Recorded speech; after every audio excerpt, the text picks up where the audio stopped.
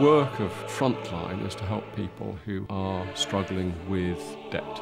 Generally they come to us because they're in crisis. They've had a really nasty letter from somebody and they think, help, what do I do? So they come to see us, quite often with a whole pile of unopened envelopes, and tip it out on the table and splurge it all out. And the first thing we do is we just spend quite a long time talking to the client about their situation, their background. We start going through the paperwork, start developing a view of their income and their expenditure. And so we take that pressure off. And very often that is the first really significant impact of the work. I'm 44. I've got a 10-year-old son called Alfie. I'm just an everyday single mum that's just trying to manage money. I was basically sitting in my kitchen, crying my eyes out, wondering how to survive because I had what I was considering a big debt, around about £3,500 to £4,000.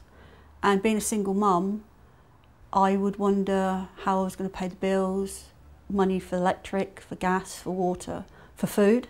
I've got 2 credit cards.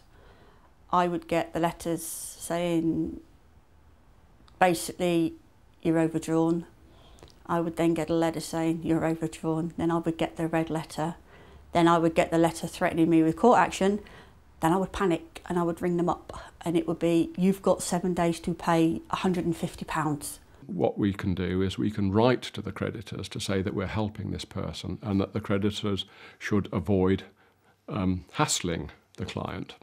Because quite often people come to us because they're getting nasty letters or they're getting rung up every half hour to say, where's the money? One credit card company would be ringing me from 8 o'clock in the morning through till 10 o'clock at night. And I was getting a call every hour. And that happened for something like 3 weeks. It's something I don't really want to think about, but my mum lives north of the border. I probably would have put Alfie with her and I would probably just turn around and said, that's it, I can't cope anymore. I don't want to cope anymore. And I probably wouldn't be here right now. I know it sounds harsh, but that's how it was back then. That's how it was 3 years ago. I couldn't cope. I didn't know how to cope. Now I'm thinking, I'm glad I did do it. I'm glad I did get through it. But it is difficult. It's very difficult. But yeah, Frontline saved my life. They've helped me understand it. They've helped me get through it. And they're part of a family because there are hundreds of people in the same way that I was, trying to get out of a debt, but not acknowledging it, thinking, okay, I'm going to end it. But what about a family? What about the people you leave behind? A debt is not worth giving your life up for. Acknowledge you got it, come to Frontline and they will help you sort it out. The worst part was walking through the door. I thought I was going to be judged. I thought I was going to be laughed at. I thought I was going to be yelled at. I was on benefits. I was actually living on £15 to £20 a week and you can't do that with a child. It's impossible. So they sat me down, we worked out who the priorities were and a plan of action, and then we took it from there. They rang the creditors and they became a lot less hostile because Frontline were like the buffer.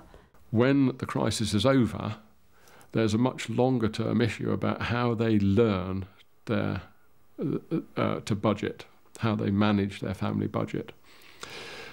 And you need people walking alongside, mentoring, supporting for some people in that situation to be able to help them develop.